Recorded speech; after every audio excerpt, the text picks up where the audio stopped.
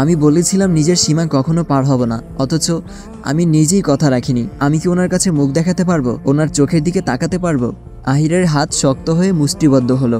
নিজেকে নিজেই অভিশাপ দিতে ইচ্ছা হচ্ছে। সালমান, ঈশান, তোরা শেষ। তোদের জন্যই আজ আমার সর্বনাশ হলো। তোদের এই জুস, এই পাগলামি সব কিছুর জন্য তোরা দায়ী।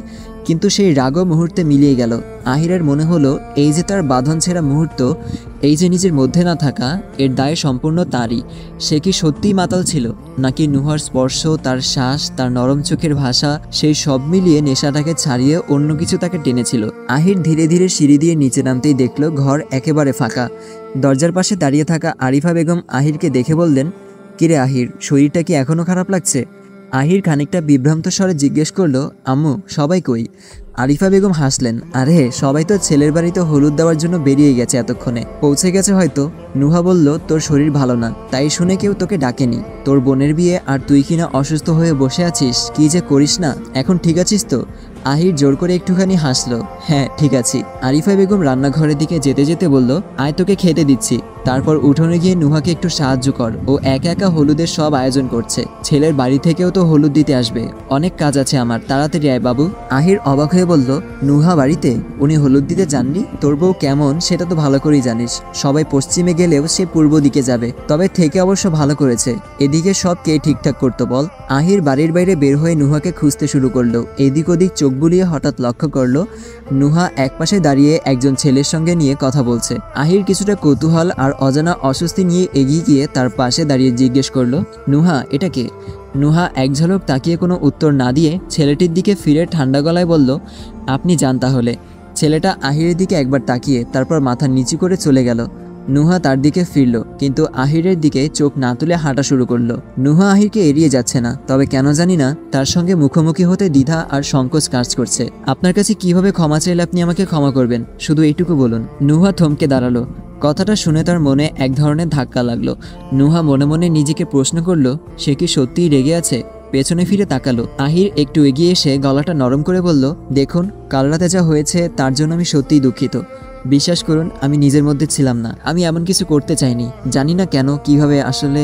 আহিরের অসহায় কণ্ঠ আর চোখের ভাষায় লজ্জা মিশ্রিত অনুতাপ দেখে নুহা হাসি চেপে ধরে রাখতে পারল না। কত স্বামী আছে যারা স্ত্রীদের উপর জোর খাটায়, অথচ আহির এমন একজন যে সামান্য ভুলে এমন অপরাধ বোধে ডুবে যাচ্ছে যে চোখ তুলে তাকাতেও পারছে না। কিন্তু হঠাৎ করে আহির তার মাথা তুলে তাকাতেই নুহা তার মুখের হাসি তার চোখে পড়ল। আহির সেটা স্পষ্টই ধরে ফেলল। নুহা তাড়াতাড়ি মুখ গম্ভীর করে নিয়ে বলল, ঠিক আছে, তবে পরের বার এমন কিছু করবেন না। আপনি হুঁশে ছিলেন না, তাই কিছু বলছি না বলেই নুহা দ্রুত ঘুরে হাঁটা দিল। কিন্তু হঠাৎ আহির তাকে হাত ধরে টেনে সামনে আনলো। আচ্ছা নুহা, কাল রাতে আপনি কিছু বলেননি? কেন বলেননি বলুন তো, আপনার মতলবটা কি? নুহা বিরক্ত মুখে বলল, আহির, উঠানের মাঝখানে দাঁড়িয়ে আছি, এসব কি বলছেন? আমার আবার কি মতলব? সীমায় থাকুন, হাত ছাড়ুন। আহির হাত ছেড়ে দিল, তবে চোখ সরালো না। সত্যি করে বলুন, আমি আপনাকে কিস করেছি বলে আপনার রাগ হচ্ছে? রেগে আছেন আমার উপর, তাই তো? নুহা বলল, আমাকে দেখে কি মনে হচ্ছে আমি খুশিতে নাচছি? অফকোর্স রেগে আছি, আপনি কাজটাই করেছেন এমন। আহির মুচকি হেসে গাল বাড়িয়ে দিল, তাহলে একটা কাজ করুন, আমার কিস আমাকে ফেরত দিন। আমি অপাত্রে আমার মূল্যবান ভালোবাসা বিলাতে চাই না। নুহা হচকুচিয়ে গিয়ে আহিরকে ঠেলে সরিয়ে দিল। আপনার মাথা খারাপ নাকি? আমি অপাত্র? কাল রাতে তো খুব বউ বউ করছিলেন। এইটুকু বলেই নুহার মনে হলো সে ভুল কিছু বলে ফেলেছে। দ্রুত চলে যেতে লাগলো। আহির পেছন থেকে হাসতে হাসতে বলল, আপনার ভালো লেগেছে তাই না? লাগলে রোজ বলবো। নুহা হাঁটতে হাঁটতে মুখ লুকিয়ে হাসলো, কিন্তু তা বুঝতে দিল না। বিয়েবাড়ির পরিবেশ এক অন্যরকম ব্যস্ততায় ভরা। ঘুম থেকে ওঠার পরই উঠোন জুড়ে যেন হইচয়ে এক ঝড় উঠে গেল। উঠোনের মাঝখানে প্যান্ডেল টানানো হয়েছে, আর রঙিন কাপড় ও আলোকসজ্জায় পুরো আঙিনা যেন প্রাণ ফিরে পেয়েছে। অনন্যার ঘরে মেয়েদের কলরব, খিলখিল হাসির মাঝে ঘরটা যেন ঝলমল করে উঠছে। বান্ধবীরা লাল শাড়ি গহনা পরে নিজেদের মধ্যে ব্যস্ত। অনন্যা আয়নার সামনে বসে লাল বেনারসি পরে মাথায় ঘোমটা টেনে একপাশে বসে আছে।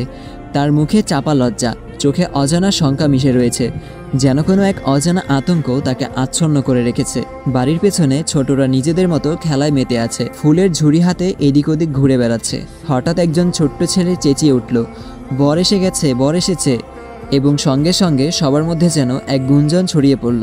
নিশি তাড়াহুড়ো করে বলল, অনন্যা তুই বস, আমরা একটু পরে এসে তোকে নিয়ে যাব, ততক্ষণ তুই জানালা দিয়ে দুলাভাইকে দেখতে পারিস। সবাই চলো চলো, বর এসে গেছে। এদিকে আহির নুহাকে ডাকতে এলো। নুহা শুনুন। নুহা পেছন ফিরে দাঁড়িয়েছিল। যখন তার চোখে চোখ পড়ল, আহিরের দৃষ্টি যেন আটকে গেল। লাল শাড়িতে নুহাকে এমনিতেই সুন্দর লাগতো, কিন্তু আজ যেন আরো বেশি রূপে ঝলমল করছে সে।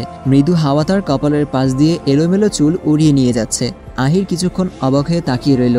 নুহা এগিয়ে এসে বলল, কিছু বলছিলেন? আহির যেন ঘোর কাটিয়ে উঠে বলল, হ্যাঁ, ওই অনন্যাকে নিয়ে আসুন, আমি ওইদিকে যাচ্ছি, আপনি ওকে দ্রুত নিয়ে আসুন।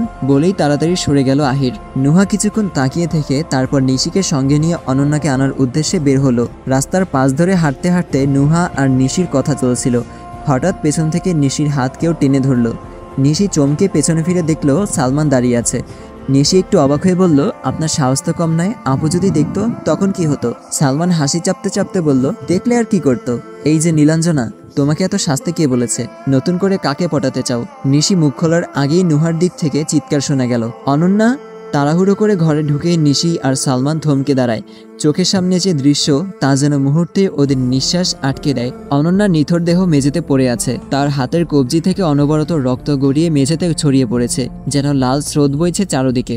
সাদা মেঝের ওপর সেই টকটকে লাল রক্ত বড্ড ভয়ঙ্কর লাগছে। নুহা পাথরের মতো দাঁড়িয়ে, মুখটা সাদা হয়ে গেছে, ঠোঁট কাঁপছে, কিন্তু কোনো শব্দ বের হচ্ছে না। চারপাশে এক মুহূর্তে নিস্তব্ধতা। নিশি দৌড়ে গিয়ে অনন্যার পাশে বসে চিৎকার করে ওঠে, অনন্যা, অনন্যা!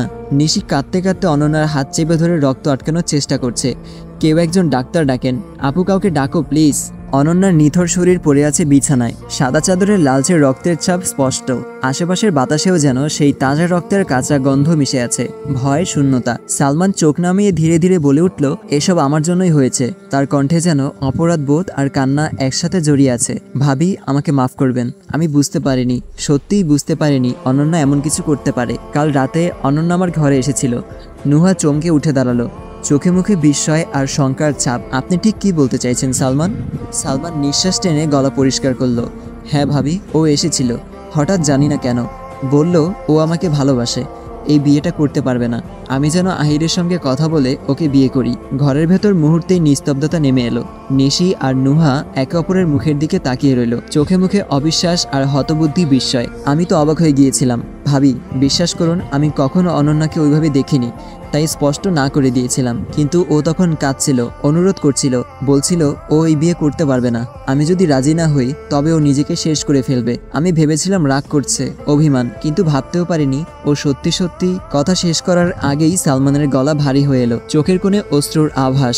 ঘরের বাতাস আরো ভারী হয়ে উঠল, সবার নিঃশ্বাস যেন আটকে গেছে। অনন্যার হাসি খুশি মুখটা মনে পড়েছে বারবার। যে মেয়েটা সবার প্রিয় ছিল, এত প্রাণোচ্ছল্ল, তার মনে এতটা অস্থিরতা জমা ছিল, কেউই বুঝতে পারেনি। নুহা ধীরে ধীরে বলল, সালমান, এই বিষয়টা আপাতত ভুলে যান, আপনি কোনো ভুল করেননি। এখন সবচেয়ে জরুরি হচ্ছে অনন্যার জীবন বাঁচানো।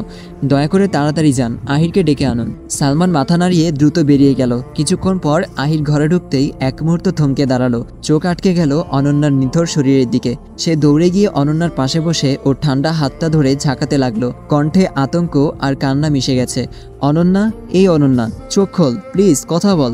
নুহা, এসব কি করে হলো? অনন্যা সুইসাইডের চেষ্টা করেছে, আমি ওর হাত বেঁধে দিয়েছি, কিন্তু রক্তপাত বন্ধ হচ্ছে না। আর দেরি করা যাবে না, হাসপাতালে নিতে হবে। কিন্তু বাড়ির লোকজন। কথা শেষ করার আগেই আহির গভীর চিন্তায় ডুবে গেল। মুহূর্তের মধ্যে সিদ্ধান্ত নিল, সালমান, তুই বাইরে যা, আমার গাড়িটা নিয়ে আয়, পেছন দিক দিয়ে আনবি। আমরা অনন্যাকে পেছনের পথ দিয়ে বের করব, কাউকে কিছু বুঝতে দিস না, তাড়াতাড়ি। সালমান ছুটে বেরিয়ে গেল। আহির আর নুহা তখন অনন্যার নিথর দেহটাকে ধরে ব্যস্ত হয়ে উঠল। ঘরের এক কোণে চুপচাপ বসে আছে নিশি, তার বুকের ভেতরটা হাহাকার করছে। অনন্যার রক্তমাখা হাত আর নিস্তব্ধ মুখটা চোখের সামনে বারবার ভেসে উঠছে। সেই হাসি খুশি প্রাণোচ্ছল্ল অনন্যা এভাবে পড়ে আছে নিথর। নিশির বুকের ভেতর কেমন একটা শূন্যতা ছড়িয়ে পড়েছে। নিশি ধীরে ধীরে উঠে দাঁড়ালো। তার মনে পড়ল, নুহা বলেছিল রফমিরকে জানাতে হবে। অনন্যা হাসপাতালের একটা ছোট্ট কেবিনে নিথরে শুয়ে আছে। তার ফ্যাকাশে মুখের চারপাশে ধূসর ক্লান্তি ছড়িয়ে আছে, আর হাতে স্লাইনের নরম সূচ বিঁধে আছে। আপাতত বিপদমুক্ত, তবে অতিরিক্ত রক্তক্ষরণের ফলে শরীর নিস্তেজ হয়ে পড়েছে। এখনো জ্ঞান ফেরেনি। কেবিনের কোনায় চুপচাপ বসে আছে আহির, নুহা আর সালমান। তিনজনের চোখে মুখে গভীর উদ্বেগ।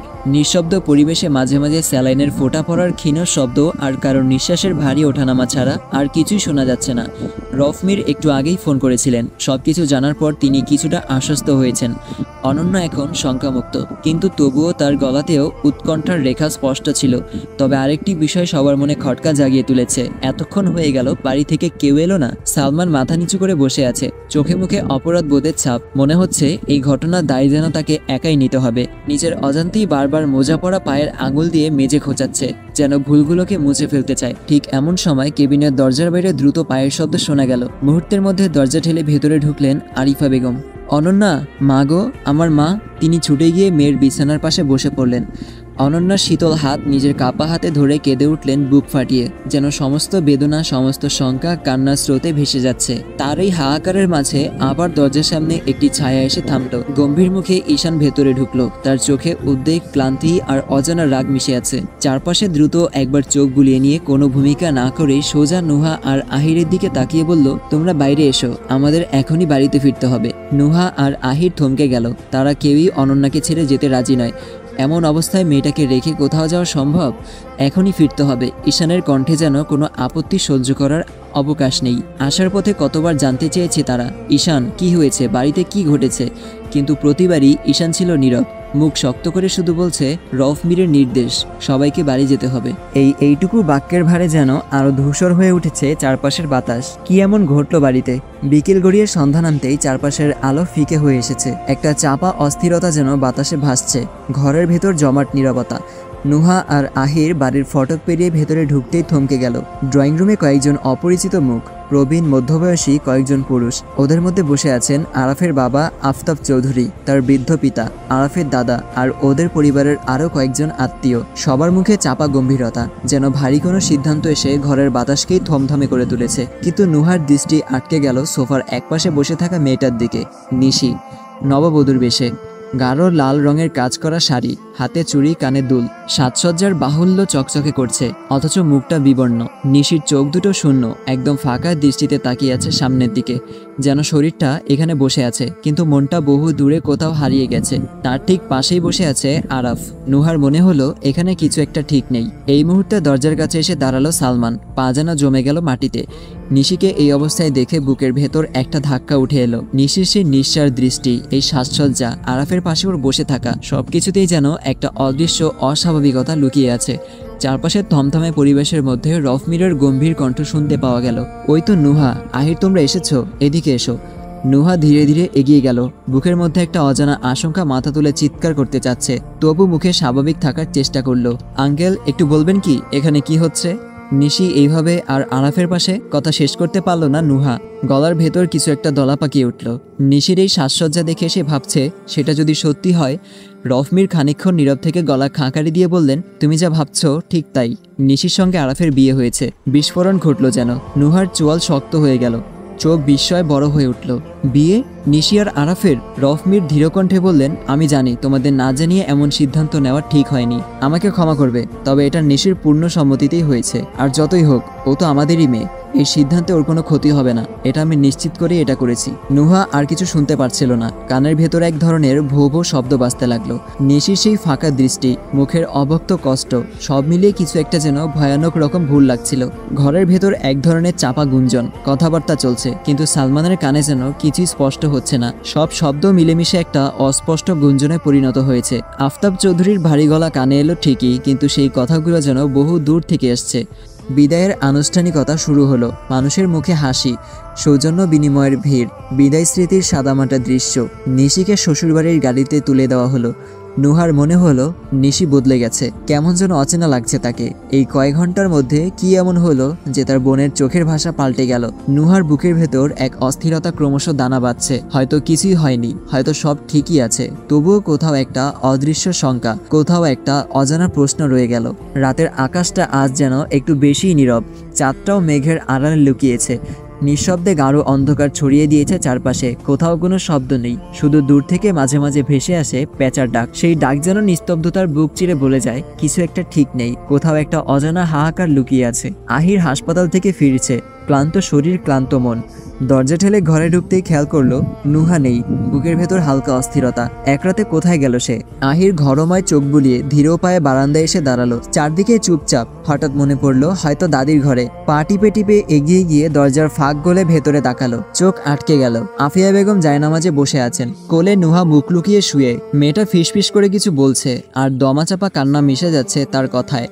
আহির দেখল নুহার ক্ষীণ ফোপানো কাপন সরা খড়টাকে ভারী করে তুলেছে। সেই কান্নার শব্দে আহিরের বুকের ভেতর কেমন একটা ব্যথা বাজল, অদৃশ্য অথচ গভীর। আফিয়া বেগম আহিরকে দেখে কিছু বলতে যাচ্ছিলেন, কিন্তু সে হাত তুলে ইশারায় থামালো। সময়ের ফাঁকে খানিকটা বিরতি। কিছুক্ষণ পর আহির আবার ফিরে এলো। এবার নুহা ঘুমিয়ে পড়েছে।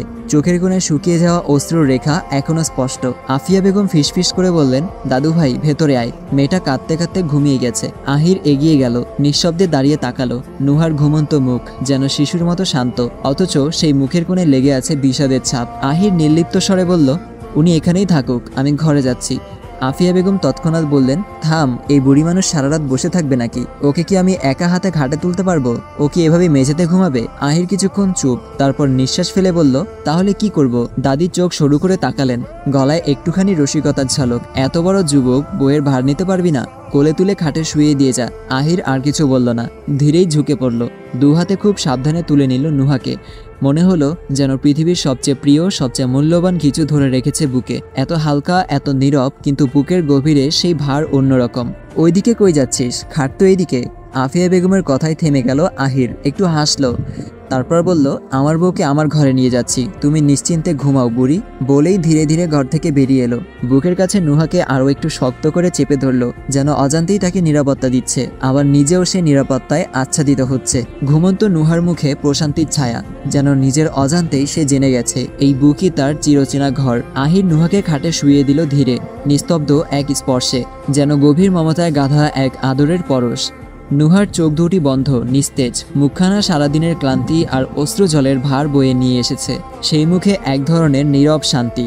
ঘরের কোনো আলো জ্বলছে না। জানালার ফাঁক গলে চাঁদের ক্ষীণ মলিন আলো এসে ধীরে ধীরে ছড়িয়ে পড়েছে। সেই আলো এসে পড়ে নুহার মুখ ছুঁয়ে দিচ্ছে। স্নিগ্ধ কোমল আলোয় যেন সে আরও মায়াময় হয়ে উঠেছে, যেন কোনো অপরূপ শিল্পীর তুলিতে আঁকা নিখুঁত প্রতিচ্ছবি।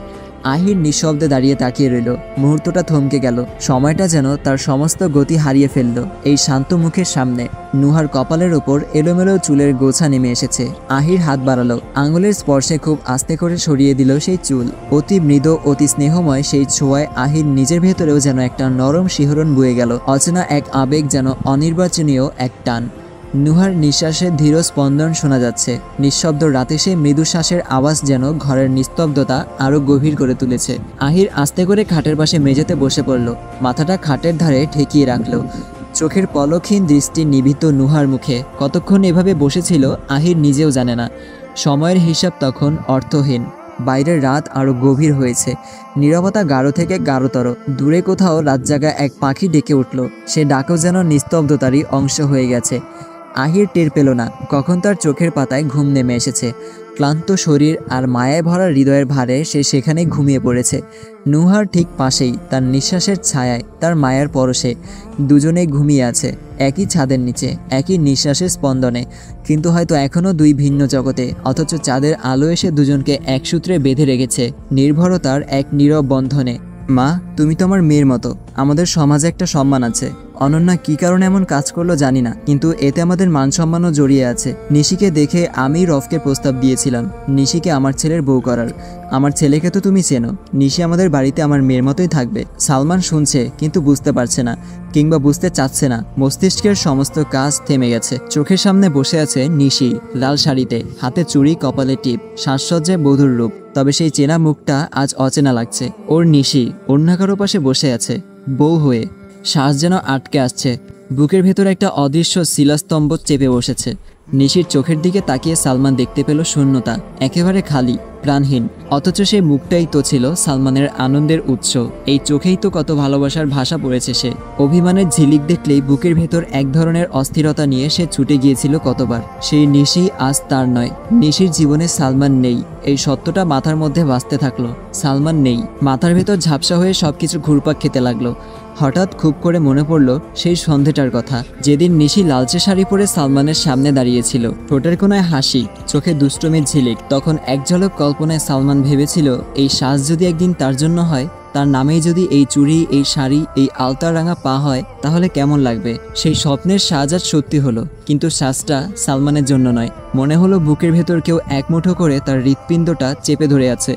নিশির পাশে বসে থাকা আরাফকে দেখে অদ্ভুত এক হাহাকার ছুড়ে গেল তার মনের গহীন থেকে। এই সাজ তো আমার জন্য ছিল নিশি, এই লাল শাড়ি, এই গহনা, এই আলতা, স্বপ্নে তোমাকে আমি এইভাবেই তো দেখেছিলাম, কেন তবে অন্য কারো পাশে বসে আছো তুমি? সালমান চোখ নামিয়ে নিল। নিশি তো আছে, নিশির হাসিও হয়তো ফিরবে একদিন,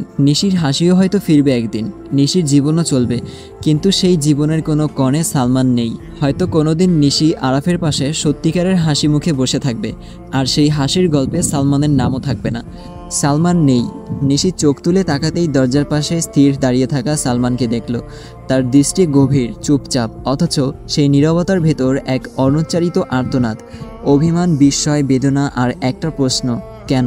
সেই প্রশ্নটাই নিশির বুকের ভেতর বাজলো যেন ঝনঝন করে। চোখ নামিয়ে নিল সে তড়িঘড়ি করে, যেন চোখাচোখি হয়ে গেলে তার সমস্ত লুকিয়ে রাখা অপরাধ, সমস্ত আত্মগ্লানি মনে হলো সালমানের সামনে দাঁড়িয়ে নেই, শুধু দাঁড়িয়ে আছে নিজের বিভাগী হৃদয়ের সামনে, যে হৃদয়কে সে নিজেই টুকরো টুকরো করে ছড়িয়ে দিয়েছে। মনের ভেতর কোথাও প্রতিধ্বনিত হতে লাগলো সেই তিনটি শব্দ, কবুল, কবুল, কবুল। প্রতিটি উচ্চারণ যেন তার বুক চিরে বয়ে গিয়েছে। মনে হয়েছিল সেই মুহূর্তে নিজের হাতেই সে নিজের স্বপ্নের শেষ পাথরটা মাথার উপর ফেলে দিয়েছে। বিয়ের সময় ঘরের ভিড়, আত্মীয়দের কথাবার্তা সব ঝাপসা হয়ে গিয়েছিল তখন। সেই কুয়াশার ভেতর থেকে শুধু একটা মুখ স্পষ্ট হয়ে উঠেছিল বারবার, সালমান। প্রতিটি কবুল উচ্চারণের ফাঁকে ফাঁকে মনে হচ্ছিল কেউ যেন কানে কানে বলে যাচ্ছে, এই শেষ নিশি, আজ থেকে তুমি আর সালমান কখনো এক হবে না। আজ দরজার ওপাশে দাঁড়িয়ে সেই কথাটাই যেন চোখ দিয়ে বলে গেল সালমান। নিশি অনুভব করল সে অপরাধী, শুধু সালমানের কাছে নয়, নিজের কাছেও। সে বিশ্বাসঘাতক, নিজের ভালোবাসার, নিজের স্বপ্নের, নিজের আশাগুলোর। আজ সে কারো স্ত্রী, সে আজ অন্য কারো ঘরণী, অথচ এই সংসারের স্বপ্ন তো সে দেখেনি কখনো। যে মানুষটার হাত ধরে জীবন কাটানোর স্বপ্ন সে দেখেছিল, সে তো দরজার ওপাশে দাঁড়িয়ে একজোড়া ভেঙে পড়া চোখ নিয়ে। সালমান আজ অতীত। এই সত্যি তীরের ফলার মতো এসে বিঁধল নিশির বুকের গভীরে। সে কি বলবে? আমি তো চাইনি এমনটা হোক সালমান। নাকি বলবে, আমি তো আপনাকে সত্যিই ভালোবেসেছিলাম, বিশ্বাস করুন আমায়? না, কিছুই বলা যাবে না। এই দাম্পত্যের বেড়াজালে বন্দী হয়ে ভালোবাসার নাম উচ্চারণ করা মানেই পাপ। আজ থেকে সালমানের নাম মনে পড়লেই গুনাহ হবে। আজ থেকে সালমান সত্যিই শুধু স্মৃতি, আর সেই স্মৃতি ছুঁতে গেলেই হাত পুড়ে যাবে। মনের গোপন কোণে হয়তো ভালোবাসা চিরকাল অক্ষত থাকবে, কিন্তু তা কেবলই পাথরের মতো, নির্বাক, নিস্তব্ধ, স্পর্শ করলে রক্ত ঝরবে। নিশি বুঝে গেল এই দুঃসহ শূন্যতা, বুকের ভেতর লুকিয়ে রাখা এই মৃত্যু, এই তীব্র দাহ নিয়ে তাকে বাকি জীবন বেঁচে থাকতে হবে। তার মুখে হাসি থাকবে, সংসারের কথা থাকবে, সম্পর্কের দায় থাকবে, কিন্তু সেই হাসির আড়ালে চিরকাল দগ্ধ হবে তার বুকের গভীরতম অনুভূতি। কারো তা বোঝার সুযোগ থাকবে না, কেউ তা জানতেও পারবে না। নুহা সামনের দিকে এক পা বাড়িয়ে এগিয়ে গেল। চারপাশে মানুষের কোলাহল, হাস্যোজ্জ্বল মুখ, আনন্দ, সবকিছু স্পষ্ট, অথচ তার কাছে যেন কোনো শব্দই ঠিকভাবে পৌঁছাচ্ছে না। সবকিছু কেমন আবছা লাগছে, কেমন অস্পষ্ট।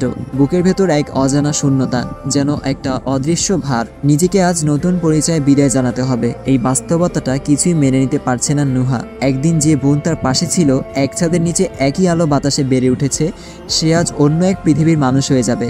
এই পরিবর্তন এত দ্রুত, এত নিঃশব্দে ঘটে গেল যে নুহা ঠিক বুঝে উঠতে পারছে না কিভাবে এই বাস্তবতার সঙ্গে নিজেকে মানিয়ে নেবে।